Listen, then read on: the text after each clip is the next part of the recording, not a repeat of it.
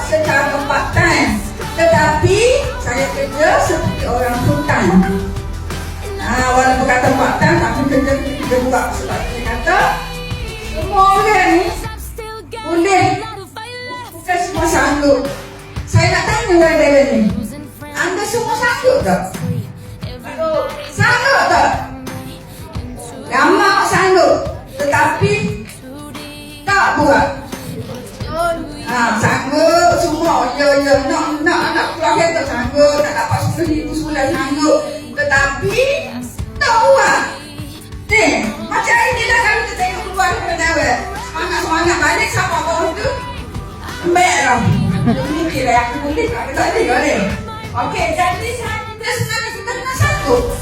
Saya sebenarnya saya sanggup lakukan apa yang saya buat sebelum ni. Semua saya dah lakukan.